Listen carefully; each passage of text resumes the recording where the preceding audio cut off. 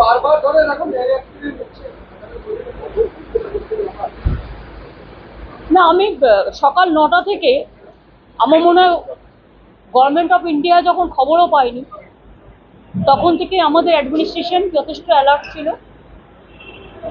এবং সকাল 9টা থেকে আমি নিজে মনিটরিং করেছি যতক্ষণ পর্যন্ত টোটাল রেস্কিউ অপারেশন ওভার না হচ্ছে, মানে যতক্ষণ পর্যন্ত টোটাল রেস্কিউ অপারেশন ওভার না হয়েছে ততক্ষণ পর্যন্ত সকাল 9টা থেকে আমাদের পুরো অ্যাডমিনিস্ট্রেশন, চিফ সেক্রেটারি থেকে শুরু করে ডিএম থেকে শুরু করে পুলিশ থেকে শুরু করে আমরা সঙ্গে সঙ্গে স্পটে অ্যাম্বুলেন্স পাঠাই, মেডিকেল হসপিটালে ডাক্তারদের পাঠাই, মেডিকেল কলেজে ভর্তির ব্যবস্থা করি, ডেড বডি রেস্কিউ করি এবং ডিজাস্টার টিম পাঠাই, টোটালটাই আমরা করি।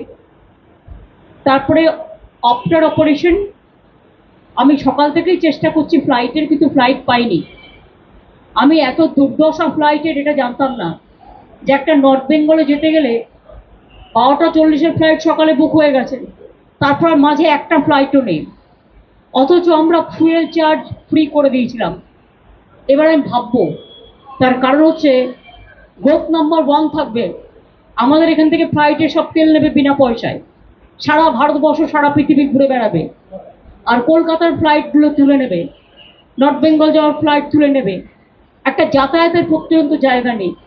আর আমাদের সরকারি যেটা আমরা জয়েন্ট ভেঞ্চারে চালাই সেটাও আমাদের না বলে চলে গেছে বাইরে, নেই, কেউ নেই। সুতরাং অনেক চেষ্টা করার পরে আমরা বেলা 12টা নাগাদ ইন্ডিগোতে বুক করি এবং সেখানেও আরেকটা মিস ইনফরমেশন আমাদের দেওয়া হয়েছিল, এয়ার ইন্ডিয়া আছে, পরে বলেছে বলো টিকিট পাওয়া যাচ্ছে না। আমি জানি না কি চলছে দেশে, অ্যাডমিনিস্ট্রেশনটা যদি এত ল্যাক অফ নেগলিজেন্স, এত ল্যাক অফ নুসেন্স হয়, নুসেন্স মিনস নেগলিজেন্স।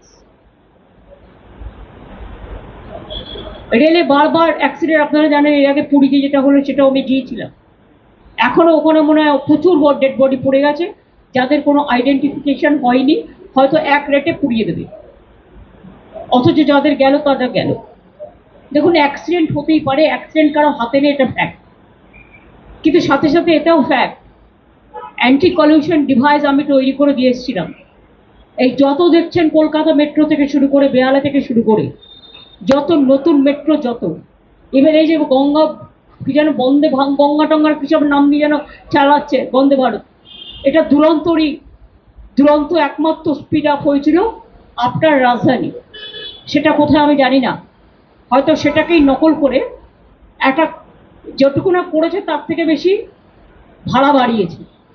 প্রতিদিন শিয়ালদায় মানুষের কি নিত্যযাত্রীদের যা সমস্যা আপনারা প্রতিদিন আমি দেখতে পাচ্ছি, এবং আমি জানি না এই জায়গাটায় কেন বারবার এটা ব্ল্যাক স্পট। তার কারণ হচ্ছে এর আগেও গাইসাল ইনসিডেন্ট হয়েছিল, যেটা মনে রাখবেন, ওর থেকে একটু দূরে চোপড়ার কাছে বর্ডারে ফাঁসি দেওয়াতে আজকে যেটা হয়েছে অ্যাক্সিডেন্ট, এটা আরো মারাত্মক হতে পারত। একটা ট্রেন এসে যখন আর একটা ট্রেনকে ধাক্কা মারে তখন ঠিক থাকে না একটা বডি কোলাপস হবে না 10টা কোচ, ইট ডিপেন্ডস অন। সুতরাং তাও 70-80 জন আহত, এখনো 20 জন ক্রিটিক্যাল আছে। আমি যেহেতু কোনো যাতায়াতের ব্যবস্থা ছিল না চেষ্টা করা সত্ত্বেও, সেই জন্য দেরি হলো, কিন্তু আমি অপারেশনটা টোটাল করে দিয়েছি। আমি এখান থেকে নর্থ বেঙ্গল মেডিকেল কলেজে যাব। চোপড়ায় যেখানে সব কাজ হয়ে গেছে নতুন করে আমি আর যাচ্ছি না। আমি সকালবেলায় ওখানকার এমএলএ হামিদুলকে ফোন করেছিলাম, ওদের আজকে বকরি ঈদ আছে, আমি বড়কে জানিয়েছি, সঙ্গে সঙ্গে স্পটে যেতেও বলেছিলাম, ও নিশ্চয়ই টেক কেয়ার করেছে, বাদ বাকি প্রশাসনও করেছে।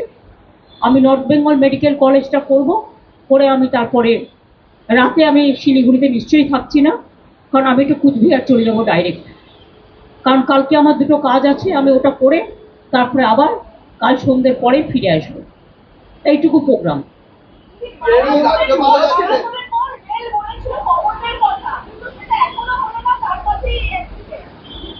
কি বলেছিল?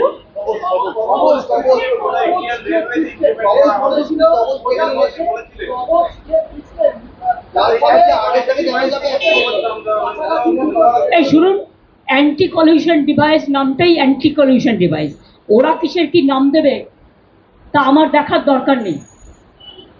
অ্যান্টি কলিউশন ডিভাইস আমি যখন রেল মিনিস্টার ছিলাম তখন করেছিলাম, এবং এর জন্য আমি কোঙ্কণ রেলওয়েকে কাজে লাগিয়েছিলাম। মুম্বাইতে, গোয়াতে, আমি নিজে মাডগাঁওতে গেছিলাম। সেটা দেখার পরে এটাকে আবিষ্কার করে প্রত্যেকটা ট্রেনে লাগানো হয়েছিল। যদি ড্রাইভারও ঘুমিয়ে পড়ে অ্যালার্ম দেবে, দুটো ট্রেন কাছাকাছি চলে আসলে আটকে দেবে, এরকম নানা রকম সিগন্যালিং সমস্ত। সুতরাং ওরা ওদের ভাষায় প্রত্যেকটা জিনিস, ভাতটাকে এখন কেউ ভাত বলবে, কেউ রাইস বলবে, কেউ চাল বলবে, কেউ আবার আরও কিছু নতুন ভাষা যুক্ত করতে পারে, সেটা তার নিজের ব্যাপার।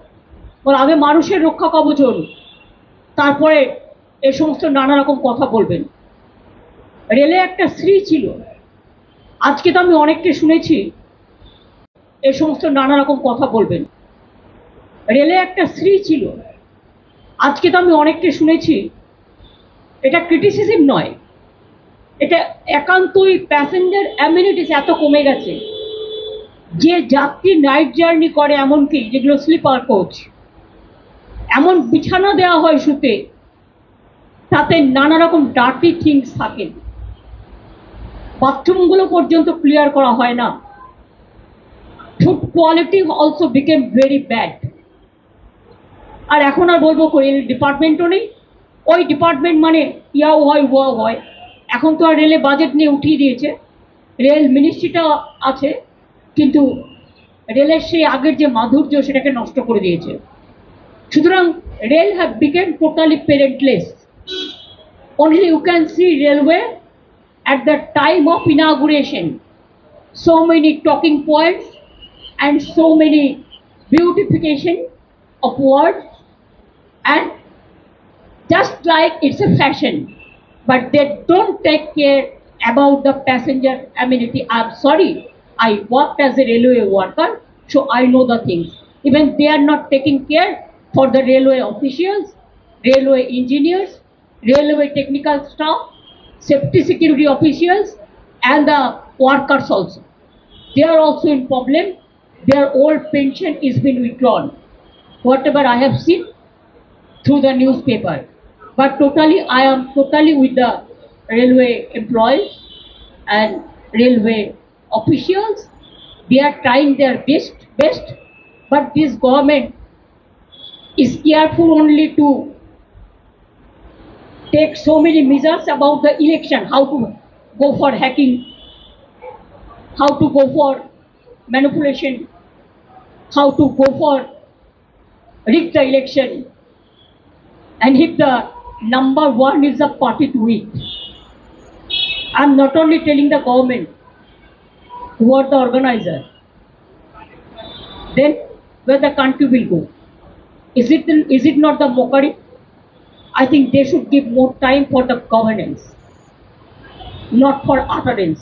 Thank you so much. তিনি রাজ্যপালে যাচ্ছেন।